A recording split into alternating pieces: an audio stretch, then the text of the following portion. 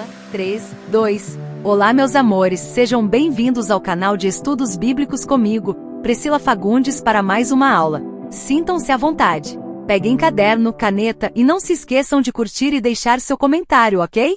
Estamos estudando o tema, o poder transformador do Evangelho. Quando discorremos sobre o poder transformador do Evangelho, temos que entender quem é a figura central dos Evangelhos, e o que eles trazem de tão relevante para os seguidores do cristianismo. É importante saber que os 4 Evangelhos constituem o testamento de Jesus Cristo para os herdeiros de Deus, e que este testamento só teria validade após sua morte, para dar aos seus herdeiros uma liberdade plena. Estai, pois, firmes na liberdade com que Cristo nos libertou, e não torneis a colocar-vos debaixo do jugo da servidão. Gálatas 5:1. Porém, para que este documento tenha validade, se faz necessário seguir as regras de quem o adotou. Hoje, as igrejas progressistas tornaram a graça barata e vantajosa. A igreja do presente século, para ver seus templos cheios, estão dando a seus jovens permissividades para pecarem. Trocaram o ensino conservador de Jesus pela leniência e iniquidades. Estes tais não possuem fidelidade ao Senhor, comprometimento com suas leis, doutrinas e mandamentos e etc. para que não lhes faltem o dízimo e a oferta, que promovem seus salários de astros, tornando os líderes inúteis. Mateus 26,14. Então um dos 12, chamado Judas Iscariotes, foi ter com os príncipes dos sacerdotes e disse: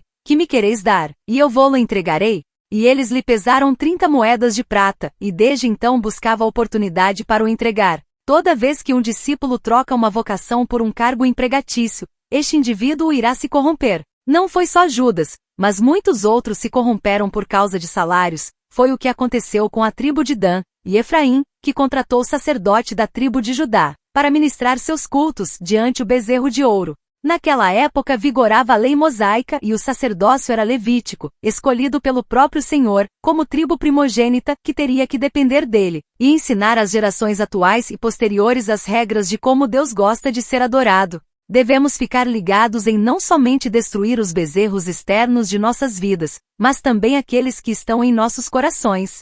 Foi o que aconteceu com Jeú. Ele destruiu os bezerros de Dan e Efraim, mas não rejeitou os desejos do seu coração. Jeú começou com a aprovação de Deus e terminou sem ele. O livro de 1 Reis descreve a resposta de Deus a Jeú por ter agido conforme a vontade divina ao destruir a casa de Acabe. No entanto, Jeú não seguiu completamente a lei do Senhor, o que levou a consequências negativas para Israel, incluindo ataques de Hazael nas fronteiras de Israel. Porém não se apartou Jeú de seguir os pecados de Jeroboão, filho de Nebate, com que fez pecar a Israel, a saber, dos bezerros de ouro que estavam em Betel e em Dan. Por isso disse o Senhor a Jeú: Porquanto bem agiste em fazer o que é reto aos meus olhos, e conforme tudo quanto eu tinha no meu coração, fizeste a casa de Acabe teus filhos, até a 4ª geração se assentarão no trono de Israel. Mas Jeú não teve cuidado de andar com todo o seu coração na lei do Senhor Deus de Israel, nem se apartou dos pecados de Jeroboão, com que fez pecar a Israel.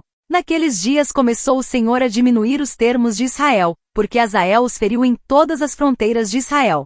2 Reis 10:29. Respondeu-lhe, pois, Simão Pedro: Senhor, para quem iremos nós? Tu tens as palavras da vida eterna. João 7:68.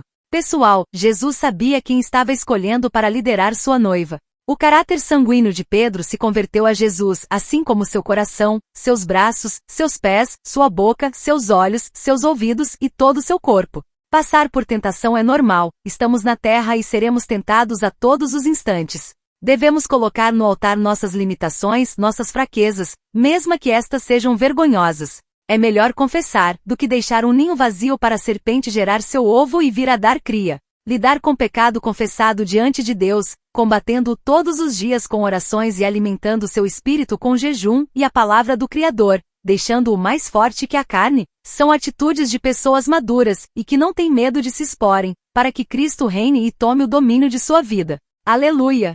Entretanto, alimentar um pecado, escondendo seus maus atos e manipulando é a atitude de alguém que está tomando o caminho de Saul. Romanos 12:12. Apresenteis os vossos corpos em sacrifício vivo, santo e agradável a Deus, que é o vosso culto racional. E não sede conformados com este mundo, mas sede transformados pela renovação do vosso entendimento, para que experimenteis qual seja a boa, agradável e perfeita vontade de Deus. De modo que, tendo diferentes dons segundo a graça que nos é dada, se é profecia, seja ela segundo a medida da fé, se é ministério, seja em ministrar, se é ensinar, haja dedicação ao ensino, ou o que exorta, use esse dom em exortar. O que reparte, faça-o com liberalidade, o que preside, com cuidado, o que exercita misericórdia, com alegria. 9. O amor seja não fingido. Aborrecei o mal e apegai-vos ao bem. Assim deve ser o Evangelho para nós, questão de ética, caráter e moral, e não uma brincadeira ou oportunismo. Eu já vi coisas suficientes no mundo espiritual para ter a consciência que com Deus não se brinca. Não quero me associar com as trevas, sou guerreira da luz. Não quero que meu corpo seja altar de Satanás, somente mediante o poder de Jesus Cristo estarei segura.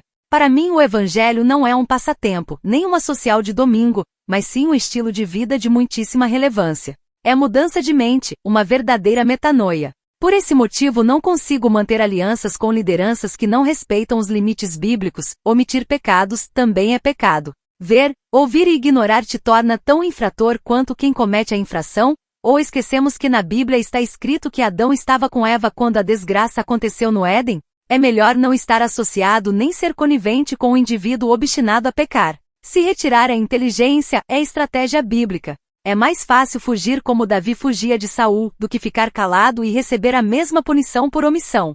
Somos pecadores, mas devemos lutar contra o pecado, pois a Bíblia nos ensina a obedecer a Deus. Isso se chama livre agência. Denota uma agência voluntária, agência sem qualquer compulsão. A criatura que age voluntariamente reconhecendo a diferença entre o certo e o errado, está devidamente sujeita ao governo moral de Deus.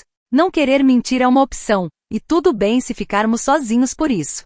Jesus nos alertou a respeito dessa possibilidade. Precisamos ficar atentos a mais um quesito. Não podemos adorar a Deus mentindo, fingindo, performando. Pedro não saiu ileso do seu delito, nem tampouco Barnabé. Eles foram exortados pelo concílio, e a correção foi pedagógica, pois isso demonstra seriedade e temor para os que estão observando de fora. O Evangelho não é para amadores.